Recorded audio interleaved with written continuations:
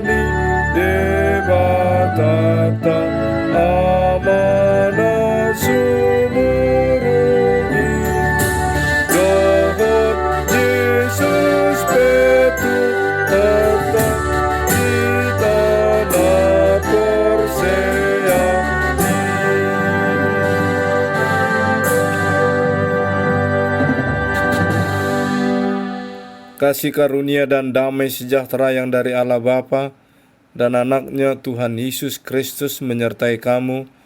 Amin. Yang menjadi nats renungan bagi kita pada hari ini, Jumat 9 Oktober 2020, diambil dari kitab Kisah Para Rasul pasal yang ke-14 ayat 3b, demikianlah bunyinya.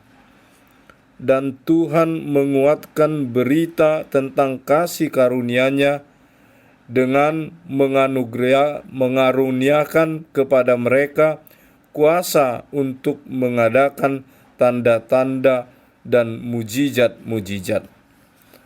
Dalam perjalanan penginjilan Rasul Paulus dan temannya Barnabas mengalami hambatan dan penyiksaan, diusir, bahkan dilempari, bahkan disangka telah mati karena dilempari. Dan itu boleh kita baca dalam ayat 19.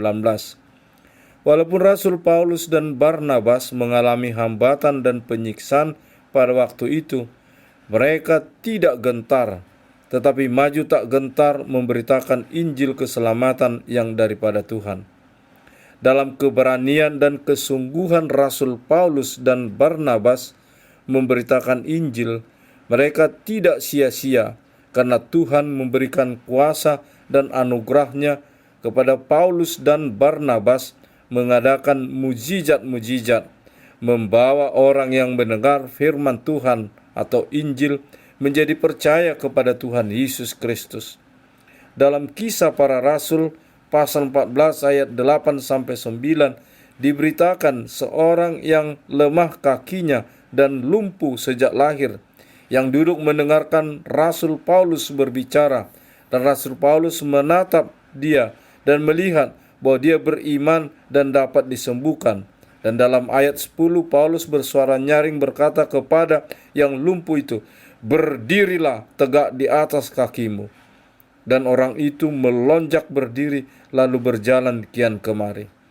Melalui nats renungan ini kita dapat memahami bahwa Tuhan memberikan kuat kuasa kepada para rasulnya yang memberitakan berita kesukaan itu, yaitu Injil keselamatan yang daripada Tuhan buat manusia yang percaya dan beriman kepada Tuhan Yesus Kristus. Kita pun pada masa kini dapat merasakan kasih dan kuat kuasa Tuhan yang melindungi kita pada saat ini dalam melewati masa-masa yang sulit dalam pandemi corona yang belum hilang hingga saat ini. Melalui nats renungan ini, marilah kita senantiasa berserah diri dan memohon dan meminta pertolongan kepada Tuhan Yesus Kristus yang telah datang ke dunia ini membawa keselamatan kepada kita umat manusia yang berdosa. Dan marilah kita senantiasa dengar-dengaran akan firman Tuhan yang kita dengar, yang memberikan peringatan, pengajaran dan bimbingan kepada kita, supaya kita senantiasa beriman hanya kepada Tuhan Allah di dalam kasih-Nya melalui Yesus Kristus Tuhan dan Juru Selamat yang telah datang ke dunia ini membawa keselamatan. Amin. Marilah kita berdoa.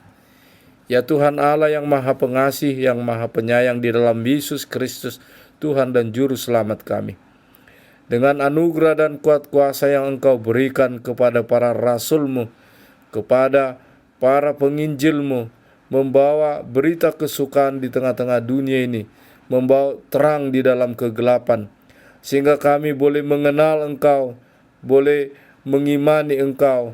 Itu adalah karena anugerah pengasihan-Mu kepada kami.